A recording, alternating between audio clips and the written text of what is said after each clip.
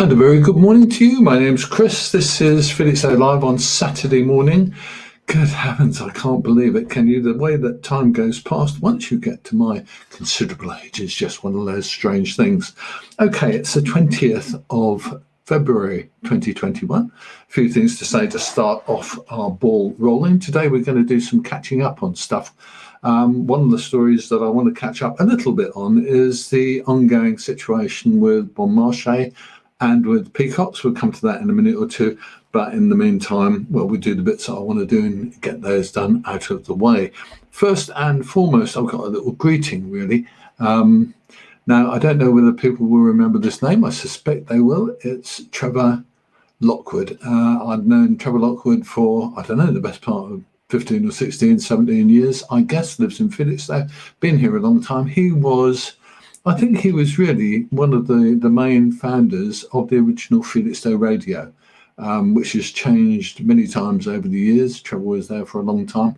And I tend to suspect that without Trevor giving it a good push, I don't know whether it would have got started in the first place. Doubtless it would have started since, but it's his birthday today, Trevor Lockwood's birthday today. So I want to actually take a moment and say happy birthday, Trevor. We've had our arguments as everybody does, but I still think he did a good job, and we wouldn't have Felixstowe Radio without him. So there you have it. Okay. So that's that one done. The first thing I want to just briefly talk about is to pick up on a story we were looking at the other day, which is this one. And this is essentially just the beach erosion thing. We've had those big storms, and what they've done, as usual, I think, really, is shift quite a lot of sand and shingle from our beach. You can see here up at the manor end as well, there's a considerable amount of sand gone, I think. And what happens, of course, when that happens is that the impact of waves against the prom damages the prom itself, and that's really bad news for us all. So what I thought I'd do is to get in touch with East Suffolk Council. Now, I'm not convinced as to who actually is really responsible for this. I know that East Suffolk have some responsibility, and also the Environment Agency have some responsibility, but I asked East Suffolk anyway, and they came up with a statement really from a spokesman. We're in the process of assessing the extent of coastal change and impact on defences over the Suffolk coast after the very aggressive weather conditions over the past week. They go on to say there have been considerable changes in beach volume, which is deeply true, isn't it? Let me just get rid of something. There we go. Because there have been significant changes in beach volume and shape at several sites, including Felixstowe. When we have more information, we will consider what action is required. It's usually the case that beaches that have suffered major change in storms tend to heal to a more natural form under normal weather conditions. I think that's a fair comment. I don't know what anybody else thinks, but I would say, I suppose, that the reality for all these things is that we don't know until it happens, do we? Because we've seen our beach kind of come and go a bit. Some parts of the beach seem to be doing very well. Notably, I think near the pier and so on, they seem to have survived pretty well. But other parts up at Fludgers and down at the manor end in part, there seems to be quite a lot of erosion. I don't know whether it's due to offshore currents or what it is, but we do know that we've got several people out there who are quite expert. I hope to get one on the show today, but unfortunately I couldn't make contact with it. But never mind, let's just say hello to some people. It's Tina Battle. Good morning, Tina. Young Jenny Patterson. Good morning to you, Jenny. And of course, our friend Adam Crane. Good morning to you, sir. Hope you're doing well. Okay, so if you have any expertise on beaches, we'd love to hear from you. I'd like to hear from some fairly well-advised or educated people in beaches, I guess I should say, geographers and scientists who deal with that kind of thing, because it's fascinating. I do find it interesting. I know we haven't had a beach nourishment scheme for a number of years, and it will be interesting to see what people find sooner or later. Good morning to you as well, Anne. Let's go on and have a look and see what else that we're going to look at. One of the things I'd like to do, I was up at Trimley station the other day, and I was looking around the place, and it really is, as a station, it seems to work quite well these days. It's very neat and tidy. There's all the equipment needed, but the actual building itself is honestly looking in a hell of a state, let's be frank, and say I think it looks awful, doesn't it, really? It really needs, I don't know what it needs, goodness knows, it needs rebuilding, I think, by the fact of it, by the look of it. The roof looks as if it's nearly gone completely. And I find it quite sad because it is a nice old building. I guess the cost of redoing it must be enormous, I suppose. But there is Save Trimley Station Group. I don't know whether they're still doing very much. I know they're very pleased, and I, would go along with them and say it's very good that we've still got a station at Trimley. Quite important for people going to work or going into town or going anywhere. So I think that's a piece of good news. But what about the building? I don't know. Hopefully we can get in touch. We'll try and get in touch with the Trimley Station folks and see what they've got to say. If anybody knows them, get in touch now. I'd love to hear from you. Okay, so what have we got? I see Val Strand. Lovely little station at Trimley. Well, it was, wasn't it? I really did like it a lot. I liked the building a lot. And were it to be kind of done up, I suppose you would say, it could make an acceptable little home for a business of some kind. It wouldn't make a residential home because it's on top of the railway line. And with 70 trains a day, freight trains a day, coming through, all told, it's probably a bit noisier than you want it to be, but there you have it. Okay. Right. I'm just going to move on to the next little bit that I want to have a look at. We have had, just going to mention this one, at the start of this piece. This is Dotty Peas. We've had an enormous outpouring, really, of people talking about it because I think the staff at Dotty Peas were very well loved and respected.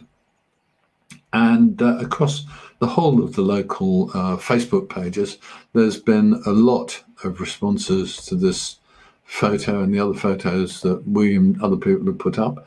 And I have to say that from my point of view, I'm really sad to see it going, and also Burton's as well, because of course it's menswear shops are fairly rare beasts in our little town. There you go. Okay, so I'm going to talk about that next, though. We'll go back to shops.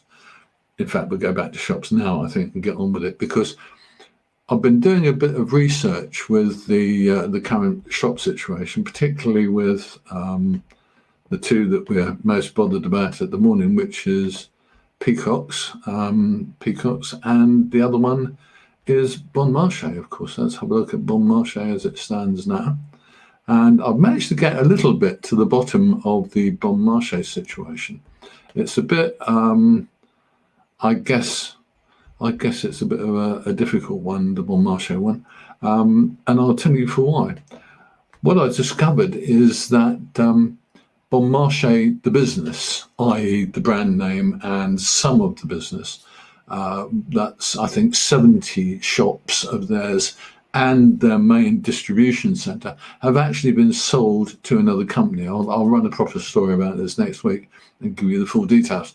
But that still means there's 100 and odd Bonmarche shops, which excuse me, I've got a little problem with my screen. Oh, it's all right. Which the administrators at the moment can't, if you like, find a home for. So there's over 100 shops. I guess there's about 140, 150 shops that are still without a future that we can see. There's 70 that have actually been taken over by the new owners of the brand. But at the moment, we haven't got a list of those, and I don't seem to be able to get a list of those. So at the moment, Bonmarche, I think, is probably still a little bit wavery. We don't know whether that's going to happen or not.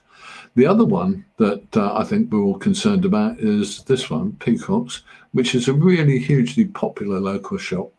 And again, that's still in the hands of the administrators. We don't know whether that's going to survive as a business or not. I think the kind of general sound of it is that it probably is going to survive as a business, because the administrators tend not to work for a very long time on an individual business unless they think they have some hope for actually finding a new place or a new operator for that business in the medium long term. So there you go. Peacocks, I think, is looking moderately optimistic, and Bonmarche, I think, is looking, I guess, a bit dodgier. It's really difficult to judge, isn't it? But that's certainly the case, is that 73 of the 240, 250 Bonmarche shops are almost definitely saved, but we don't know which those 73 are, which is a bit of a difficult one. Hopefully we'll get some resolution on that, and I'll keep working away on that. And let's see what Karen has to say. Karen Devereaux says, we've been told nothing. My goodness, I'm really sad to hear that, Karen. They should at least keep you up to date, maybe a little bit. But it's one of those things, isn't it? I think the trouble is that big companies these days, especially when they're in administration, they tend to go very quiet because nobody knows and nobody's going to talk about it. Personally, I think you're right, Jenny. I hope Peacocks at least survives, but I hope both of them survive, because A, we need the jobs, and B, we're going to lose a lot of important businesses in our area otherwise. We're looking, I thought I'd have a look at the same time at what shops we have and haven't got. So there's, looking at the town centre, we've got a big shop like Edinburgh Woolen Mill. That's enormous. That is to let. Goodness knows when and if it will find a new shopkeeper to go in there. We're looking also at HSBC. Don't forget that although HSBC is still standing there proud, it's still my bank, although I'm planning to move, I'm sad to say. That's due to close come the summer, early summer, so that will be another gap. Then, of course, we have Marks and Sparks. Marks and Sparks is, well, don't know, that's got a planning application on it, and I don't know where that planning application is currently got. Up the road, we've got that shop next to Specsavers, which was a funeral undertaker's business there, and that's been closed for some time. And then, well, yes, we've got the others that we know about, and of course we've also got Pondon Homes, who closed some time ago. It's difficult, isn't it? Let's see what young Karen has to say. What she says is, yes, fingers crossed, we are lovely. Yeah, we are. You are. I think you are. And I know that my partner Dot likes it a lot in there. She thinks it's an excellent shop. So I hope all of the shops that are currently under threat, or both of the shops that are under threat at the moment, can manage to survive.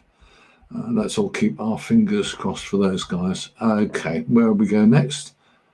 Let's just go back to where we were.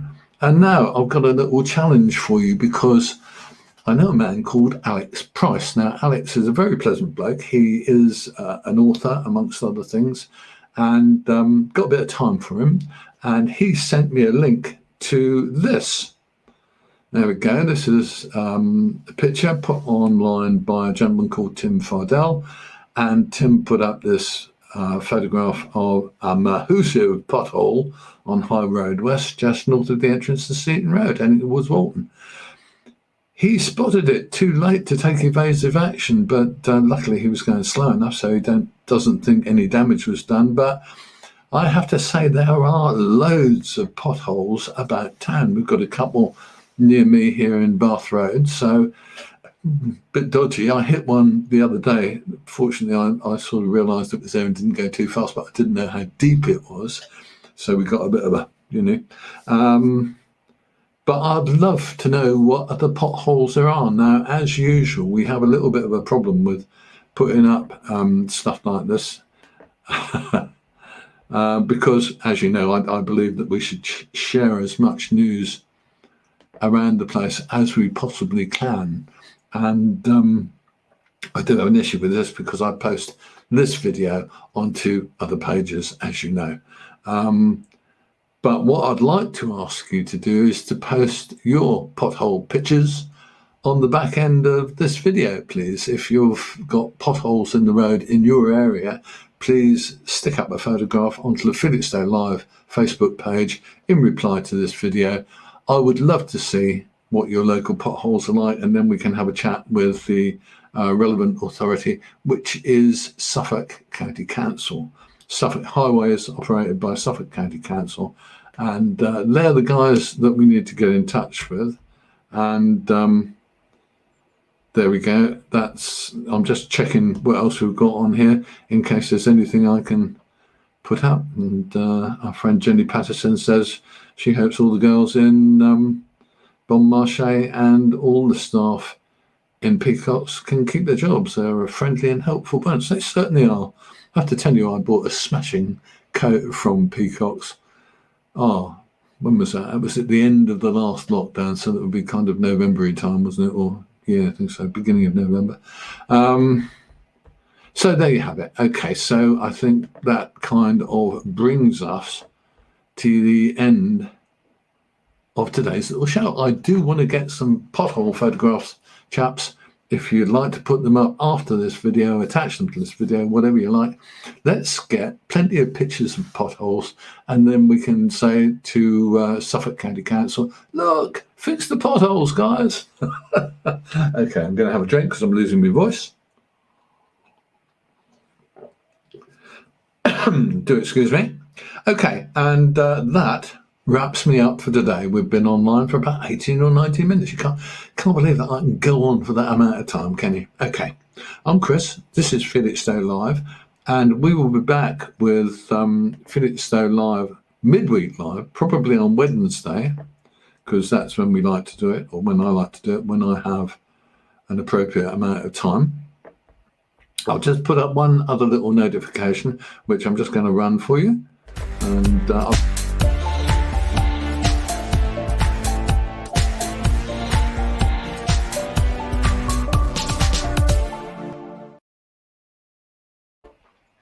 And that was just a reminder that we do have a Felixstowe Live supporters group.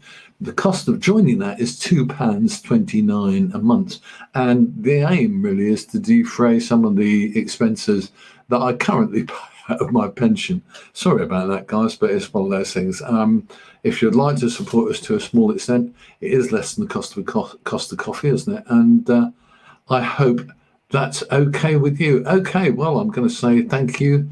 Take care of yourselves, mind what you get up to, and above all, I really have to say this in a very loud way, take very good care of yourselves, because I want to keep seeing you. Okay, mind how you go now. See you soon.